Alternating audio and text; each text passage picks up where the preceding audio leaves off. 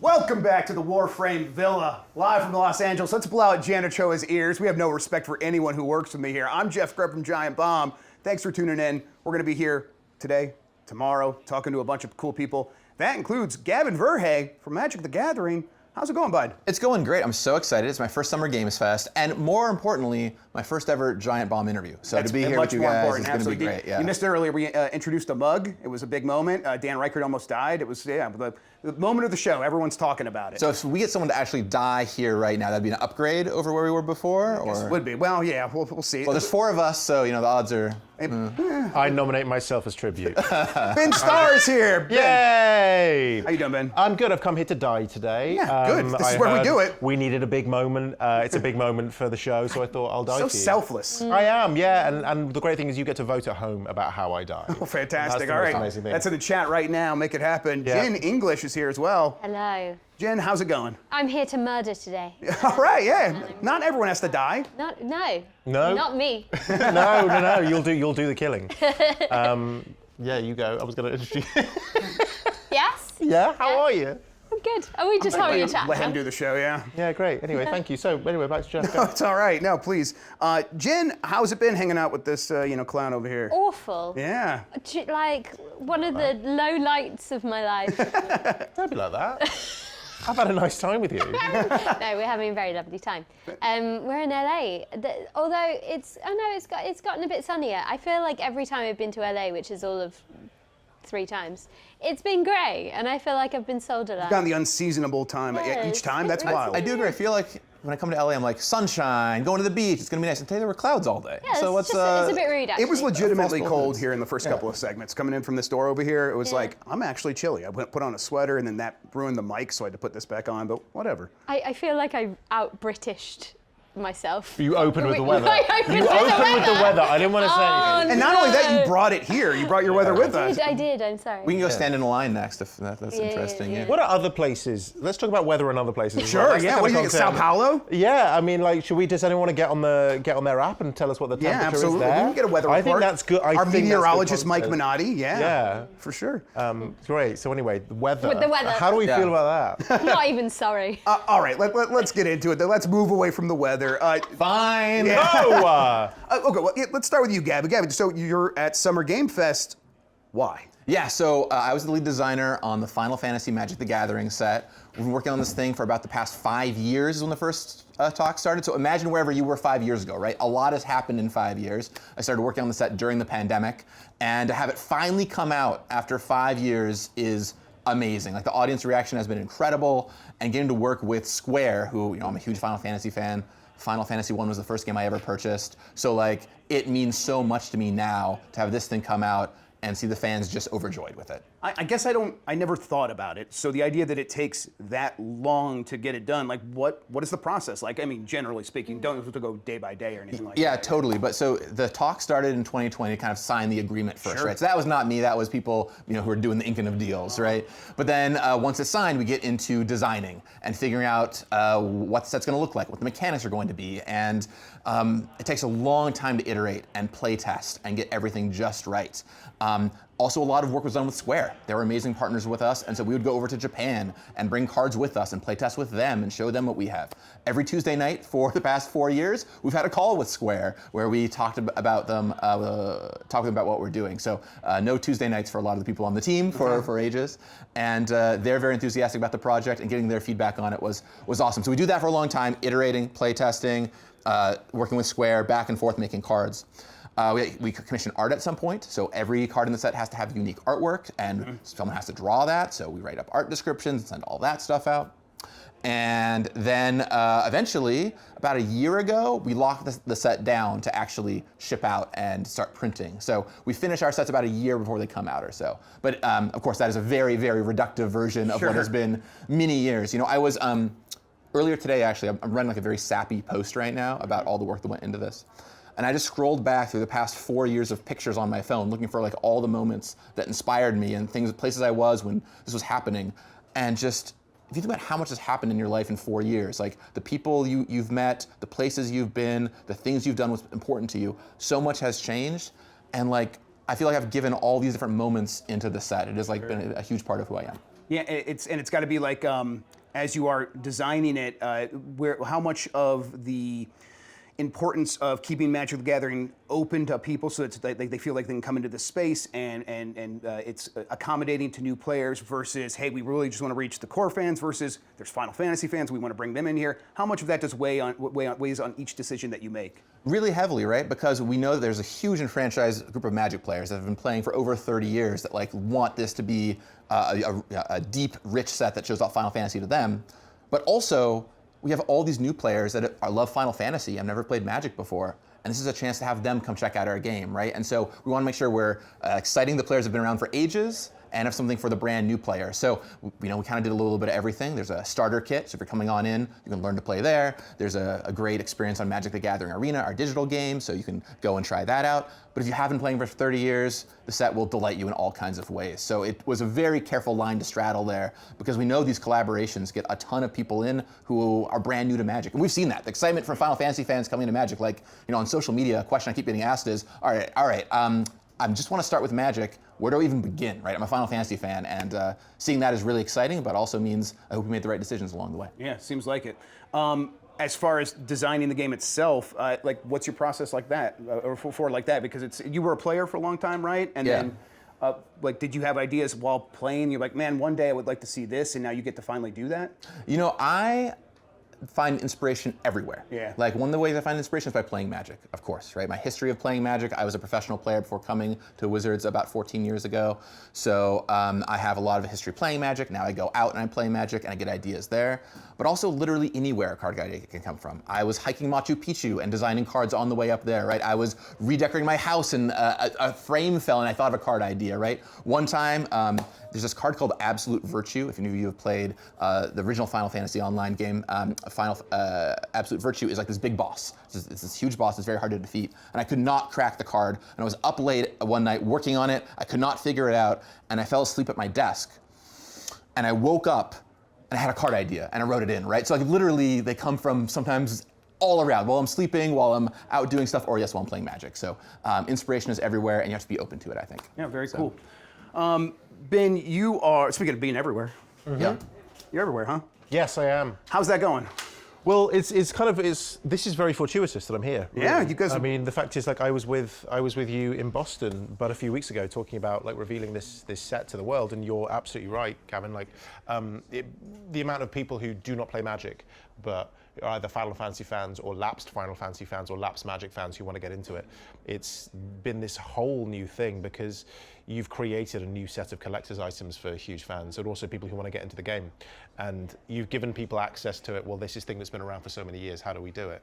And I was kind of brought on board as a, I don't know why I was brought on board. They just went, Ben will do it. But it was a really fun time, and I got to learn through, us talking about how much effort had gone into it. And for me, the coolest card that I love is Final Fantasy 13. It's the meld thing with Vanille and Fang. Yeah. You can meld them together and become Ragnarok. And I think it's amazing how you've taken the mechanics of Magic and then actually moved it into something that feels incredibly Final Fantasy. Everything feels like, as a fan myself, it feels like lore.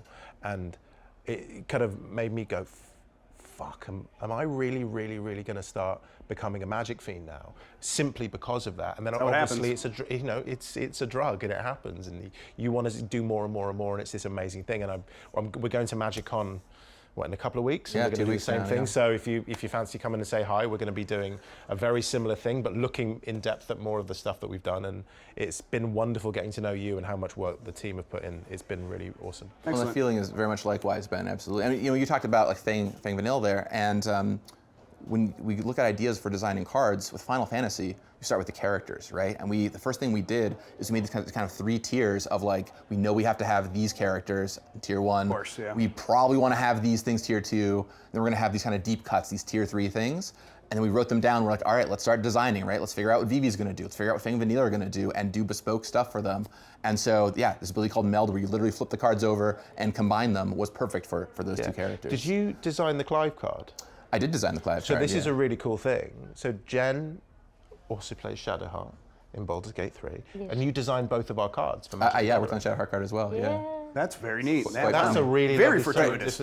Yeah, I mean, we just met outside a moment ago, and you were telling me about how you sign your Shadowheart card all the time, and I was like, well, here it is, 2 cards I've touched right here. Yeah, So. That's really cool. Yeah, that's excellent.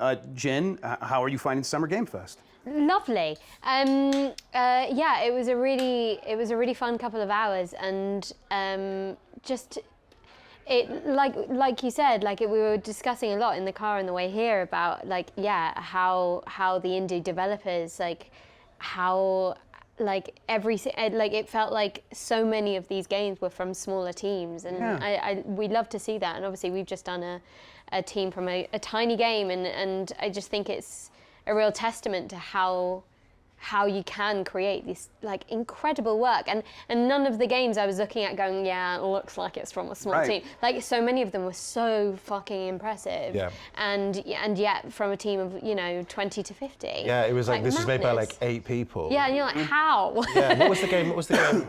Ill, the kind Ill. of absolute. That was so terrifying. stunning. Yeah. Like it's the grotesqueness of it, and I went, God, it's all like the scariest parts of like Resident Evil Village or Silent Hill. That's gonna give me nightmares. That trailer. I'm not joking. Yeah, and the big baby in the hallway was not. no, baby. Yeah. Everyone just gasped. Yeah, it was great. But you also like the fact that we commented about this is from an 8-person team or a 30-person team, and I think it was really signaled at the beginning. It was really cool to be in the audience, and Jeff was singled out Clair Obscur Expedition 33, a game that we are both in, and about how that seems to have been a really remarkable success story for the industry, about the fact that you can create a game that resonates with so many people, and it doesn't have to have bloated development costs. It doesn't have to have loads of people, and what it has to have focus and vision. And it feels like this game is a great example of what happens when you have focus, vision, imagination, and great delegation of power, really, to make something that seems to resonate. When we first met, properly, we kind of secretly went, is this game? I think this game's going to be really good. Quite special, isn't it? Special. And we were a bit worried. We were both a bit delusional. Yeah. Genuinely. I played an early demo, and I remember when Oblivion Remake got announced, everyone's like, well, there goes Clair Expedition 33. It's just going to go down the toilet. No one's going to talk about it. I'm like, I played it, guys. Just wait. Just give it a second. Yeah. It's going to be just fine. Yeah. And so to see it really work was really exciting. It is a game that is only growing in popularity with fans. We did a couple of press days beforehand where we kind of sat in a room and we were asked kind of similar questions again and again and again. We did it with Andy Serkis, who plays Renoir, and you get asked these questions, and it would be, what do you want to achieve from this game? And our answer would always be, we can't wait to see this game take on a life of its own, the artwork, the songs, all of that, and we didn't expect this. No way. Yeah. No way. How can you? You know what it reminds me of? I'm a big fan of that new Star Wars show Andor, and Tony Gilroy talks about when he's making it. They're like, he'll get asked like, hey, why didn't you use Darth Vader? Why didn't you use all these really popular characters? And his answer was like, I didn't need it for the story I was telling. And you kind of explaining like the small team and not having bloated development costs and having a vision. It sounds like it's very similar of like, know what you're making, know what you're trying to accomplish, and if you kind of have some North Stars, you can do a lot with not a ton. One of the standouts of that game clearly is Lorien Testard's score, and it's an amazing achievement. So much of it, yeah. And there's so much of it because Guillaume... I don't know. Hours, because Guillaume just went, yes. So the creative director just went, yes, do what you want. Right. Make all the noises you want. And he's made this just incredibly layered, complex, diverse score that goes from like Goblu, which is this insane kind of like really cool dance track. I love that. To Aline and all these like, the textures of this soundtrack are insane because Guillaume just went, very French about it. He went, yeah, just do it. Yeah, okay. And he let everyone get on with it, and not enough can be said for like Nico's art direction is superb, and what he was managed to do with Unreal 5 and make it look the way that it does. It's got this kind of otherworldly, quixotic feel to it, which is awesome, and it's just kind of and the textures, and like we were talking to Nico recently about it, and just like none of the Neverons have faces, but they all have these like intricate textures, like whether it's wood on top of like hair, and like who thinks in textures? It's just which totally ties in with the music. Like everything is so like, there's so much depth to every like facet of this game. Because there were no expectations. No. And so They it's just not did what they built on want. anything. And I think, again, what's quite interesting is this game stood out at the Xbox Showcase. And it was cool to see. Yeah. But no one could have predicted the level of popularity, because ultimately games are there to be played and there to be experienced. They're not there to be watched in trailer form. That's right. You can never really summarize a gaming experience until you actually get your hands on the sticks. And I think if the game wasn't good, then no one would really take notice. But fundamentally, they created a really interesting gameplay loop. Yep. And I think it's the fact that the reactive turn-based works, the Picto system works, the customization works, and then on top of that, you then have a game that, you know, is great. And I realised that we're not even talking about the performances aspect, because we're just kind of fans of the game. You even said it today, like, I want to go back and play it. Yeah, no, I'm annoyed that I'm here right now and Same. not playing it, slash making the decisions whilst my girlfriend parries. She's really good at that.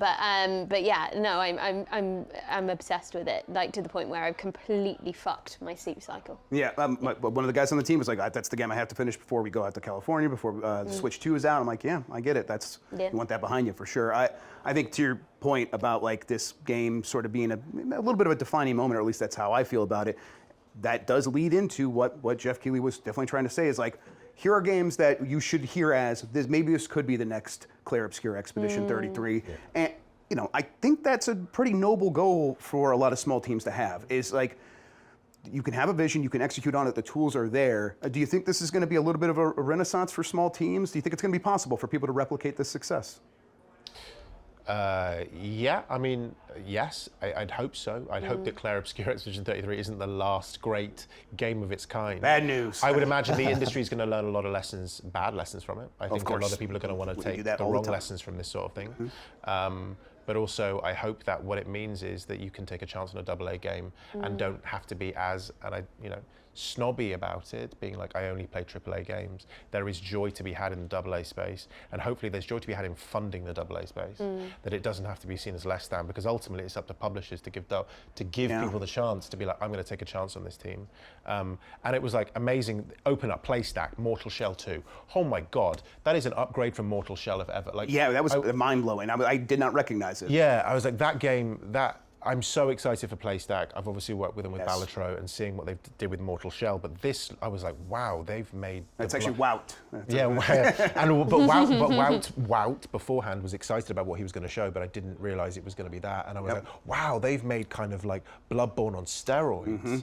It looked amazing. And I think that is what we should be looking to in a space where I think AAA is clearly taking too long to have the... They're lost. Yeah. They're lost. I'm definitely, when I see something like Expedition 33, when I see a lot of other games that are smaller working, I get relieved, because I grew up like, oh yeah, what's Konami, Capcom, what are all these big names going to have? And they still have amazing games. Of course they do. But it's harder for them to put out games frequently. It's harder for them to justify to themselves even making smaller games in the first place, or mid-sized games, or now even kind of big games that are in the wrong genre. So when these small teams come up and they're like, they can prove it can be done, you're right, publishers will take notice, or at least the people with the money might take notice. In this moment, while everyone's kind of afraid to invest across the board, it's not gonna like be an overnight change, but it will be the story that people who have ideas can tell and maybe make something happen. Also maybe new IP. Like, we get asked this all the time as actors, what role do you wish you could play? And our answer is always like, I don't know, I want to play the role that hasn't been discovered yet. I want to be, I want to play the next Verso or the next Mael. Yeah. You know, because we'll be remembered for those. Right, you can kind of have ownership over Absolutely. that. Yeah. We're so lucky that we have been able to originate those, because not many actors have that. It's often stepping into the shoes of, which is wonderful as well, and has its place. But yeah, as you say, for us creatively, and what is more fulfilling, it's obviously going to be like with you, I imagine, like when you find your Machu Picchu and you get something and you're creating that with a writer in the room, which again, is a rare thing, and we had that with Expedition.